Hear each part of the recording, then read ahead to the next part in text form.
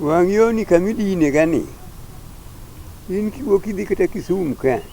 Ing'e ni kadhi puotho mege ji adi. Yaka ni chop Kisumu. Min mari kama tielo kende ma wuokie. Tidwaro ga ni mondo idine ni. Mano nang'o.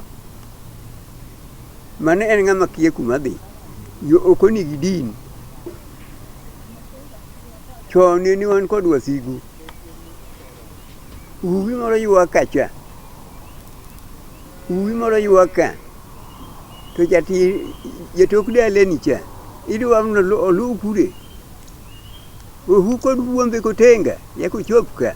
Kidino wang yoni. Mano ok en adier. Erokamano jaduong'. To wach mar tamo ji yaura. Iyudo ng'ato koro tamo ji yaura monyuole. Megene ne ji omoga na pi kanyo to koro dwa tamo ji nok adwaru yaura ka. Kaeto iwacho ang'o ni gino koro yudo ni lope. Pi monegi tamie ng'ato kikelo naikonda biketo kanyo tindo waluongo naikonda. Mano eni pigi. To pi manie aora en gir Nyasaye. Neno nyuoli bende wang'e kanyo. Kwaru oweye kanyo. Ang'oni oweye kanyo. Ok inyal tamie ng'ato. Erokamano wuodi Kogelo. Okego rengo. Jogi kelo kama ber to waduogi ei dala. Tinde iyudo kata olembe moko matwi atwi dala maembe otwi to kod ng'ato kasi ogedi itoke kanyo to yudo ka maembe ne nitie to kong'ani be wuok kama gere nti dala ge kicham maembe no nito kod pesa. Mago ne gik mane chiembo ahinya. Pesa. Ema kelo gigo. Erokamano. Kwata nyalo chwalo kanyo matin. Wach maembe mikelo no. Ochala kod olemo moro amora kata yath motwi kiew mar ng'ato. Kiew mopogi kod ng'ato. Gima nie kiew ni chame kod koni gi koni. Ng'at man gi puodho makocha bende chame. Ng'at man gi puodho makoni chame. Ok ne en mar ng'ato koro. Jariyo ma oketo kiew go ema ne bedo wuon. Ma ka ng'ato dwa tong'o kata yadhno to nyiso ng'at magin kode kiew cha. Okwaye ni yadhni adwa na konyra kodo. Dwa timna. Mondo mi kik ng'acha winja ni notong'o yath. Koro ng'acha wacho na yath kawa en gima wan kode kiew. Wachame waduto. Ka in gi chandruok moro to kawe akawa. Mano e kaka nene ji dak e weche machalo kaka olembe miwacho go. Kata ka en maembe ma en e kiew to ok obed maembe ng'ata machielo. En maembe michama chama kod jok manie kiew go. Erokamano Kwata. Jaduong' ok okuonwa suda. Adwa ni lere nyikwara mogi wach mapogo gunda. To ng'iye ni jadak achiel gunda ne nipogo nadi to jadoho gunda ne nipogo nadi. Nikech ti wawinjo ka wuod dala maduong' wacho ni dala mara an manogo koda dala. To wuoyi matin bende ramo ka ni dala ni donga ni wuoyi matin. Gundi ni nipogo gi kanadi.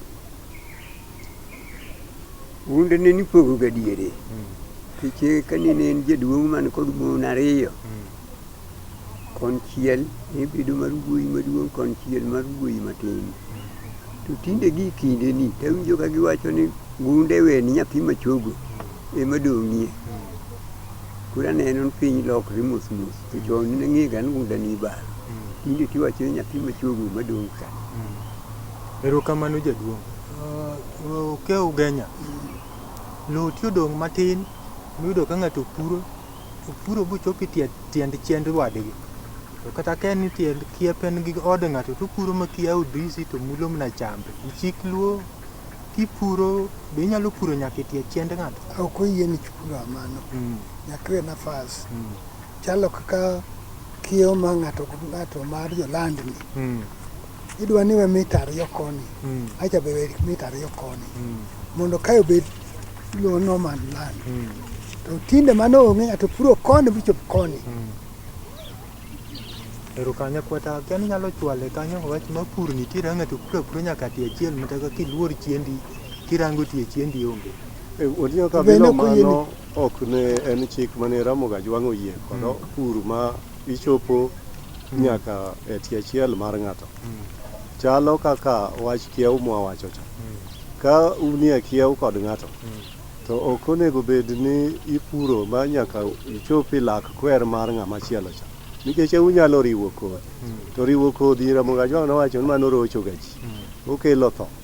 Koro emomiyo iwinjo ka jaduong' owacho ka ni nyaka uwe mita 2 mondo mi ka ng'ato koro oketo kodhi mamage to nu mabor kod mamagi kodhi ok nyal riwore manyalo kelo nu rochruok e ngimau. Erokamano nyakwata. Jaduong' kok lowo tin bi ji donre nyaka ikwat. Yudo ka ng'ato tong'o dher wadgi, yudo kata oriembo dher wadgi no kadwa ni dheni okwa kata en lop joka kwar. To kodhi limo ng'ani to chak kendo kolos chai to madho amadha. Kabe nitie gima nyalo kelo rochruok. Ng'at malong'o. Kuonde kwath tinde tin. Wakwayo kod thol. To kinwang' ka ng'ani kwayo kod thol ni die ndara ka. Weye mondo kwaya. Dhiang' en gir ji duto. Keche dhiang' samoro kiny koyang' e liel, inwang'e ni chame. Samoro idhi nyiewo chak chiro madho godo chai. Kane iso bedo makosa kod dheni, numba nyalo maki. Dhiang' kik watal mar ng'ato mana ka inwang'o ka okwaye. To kikwaya ndara, weyo kwa. Ma itemo nyiso nyikwa Ramogi ni kik ng'ato riembo owadgi ka kwayi puothe. Kik riemb. Ma kapo nitie gimoro kanyo to nyalo rochi. Jaduong', lwenje sani ng'eny iyudo ka nyithindo dhawa ka gore e weche mag lowo. Lowo ma ji ogore, inyalo pure apura koso nitie kaka irito. Chike kane wayogore, to ni ikawo rombo. Gudogi kodo mondo richo ma gigore kanyo rum. Mane kane joma chon timo. To ku ne ber mondo wayogore e puodho. To tinde to onge. Tinde joma sani oger ji e tol mago giluongo ni gik machon. Erokamano jaduong' nyakwata Okogot, abiro iri kanyo kaso orumo. Jaduong' Okok, wamor ahinya kod nyikwa Ramogi be omor ahinya kuom puonj michiwo e wach malo to sama ong'adowa. Koro wach mitiekogo mandinyis nyikwa Ramogi e weche meg lowo. Wach manyalo tieko godo korka lowo ka. Lowo ka un kata anyuola kan kuneno ka chachni. Kik udhi kuom sirkal nudhi yalo wach mar lowo. Bedu joka anyuola utiek wach mar lowo ni dala ka. Lowo kusotero kuom sirkal kelo tho. En wach manyalo wachoni. Erokamano jaduong' Okok. Ke ugenya. Weche lowo sani chando nyikwa Ramogi Ajwang'. Wach man madinyis nyikwa Ramogi e wach mar lowo. An danyis ka wadu ularo go lowo. Uni kata kia ularo. Winjre ukidala. Chunga chungi kocha en mbira uchal jomotiko mbira. Omiyo ndego uyale kod anyuola to biro rumo. Nukopa anyuola ge biro kaka lowo no chalo. To kusegole oko kucha udhi loso pesa maonge tiende. Erokamano ke ugenya. Kwata Okogot. Mokwongo waduoko erokamano nikech koro kata wan kodi to waduoko erokamano ni jok kwatao te kuom rwak mag rwakwa nikech watieko chenro mar abila. Kaka achiel kuom jogo mwatayo ga abila, adwaro ni mondo ami thuolo iwachi wachni mogik to kod madinyis oganda ma wan go. Wod nyaka bilo an katieko mogik awacho ni weche mag lowo mwawuoyego uwinjo kwa wacho kata mana kaka ji nene nyalo timo moro makelo masira ka ng'ato otong'o kata der ng'ato nochamo puothe to dheno kiny tiyang'o to ochuto juri nikech gin jogweng' gin anyuola. Kidhi bichamo juri mar dhiang' manyochi tong'o gopanga nikech ochamo puothi to ai ibro go nduchi tibro wach ni ng'ato ema ubai kod nawi emoneki tinegri mna kendi. Akwayo nyikwa Ramogi Ajwang' ni mago timbe makik gitim. Gik mane miyo ji thoga ne en gana wach lowo to moko mafula ne girochruok ne en wach lowo to kod kendo kama inego ga ji ahinya to inege mana ng'at mowuok Libamba ne gin mon. Jok manyuola ne ok negre e mondegi. Gidak kod hera. Dhako en chi anyuola ma kata iwinjo ni ng'ato nyo olalre gi mari to wachno uma nikech kata ka onyuol ng'ato kanyo to mano pod gin jokechu. Kuom mano nyikwa Ramogi Ajwang' aduoko nwero kamano kawuono ne wan e dalawa aneno ka ukonyowa budho gi yor kwe, uyuoro maber. Nyikwa Tao Kogot duto manende obiro kowuok e miethgi e gweng' ma gidakie e Murng'ia ka, adwoko nigi erokamano ahinya kuom keto kwe kendo kuom bedo ka gibudho kod nyikwa Ramogi Ajwang' ma budho bedo mokwe maber. Erouru kamano nyikwa Ramogi Ajwang' kaachiel gi nyikwa Tao Kogot.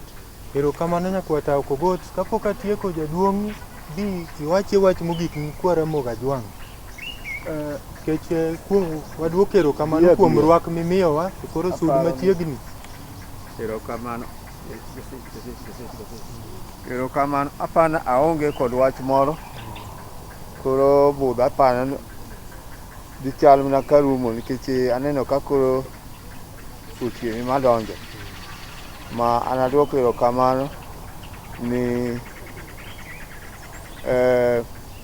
tim ma ayo wuotho kod rameny kabiro go i gweng'wa ka, gisewuoyo kod anyuola kendo kaber to ka chiemo kendo Nyasaye ochako medowa ndalo to uchak wuothie kendo. To masani tapani koro kendo ka uyienwa to koro wadara. Erokamano jaduong'. Wabende wadwoko erokamano e Lolo Lwe kuom rwak ma nyikwa Tao Kogot orwakowago kendo puonj nyikwa Ramogi Ajwang' oyudo mathoth kabisa e wach mar sigana mar Tao kod yore mege lowo. Bende wapuonjre ka gi gik moko kendo wabudho jonyatiti marahuma, obondi diel kod nyakwar Tao.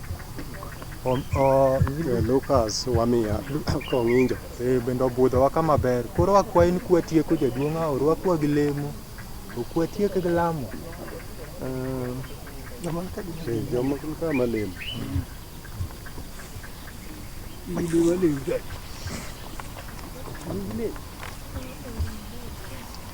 Erokamano Nyasaye mang'won. Ka awachako wakwayi, wasebudho kaka nyikwa ng'ato kata nyithind ng'ato.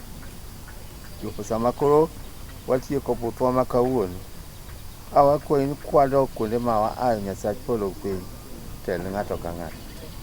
Wan wang'o gichopo maber, kwan uduok ni erokamano kiwating'o ngima. Akwayi mana kuom ng'wono Yesu Kristo ma Jawar. Amen.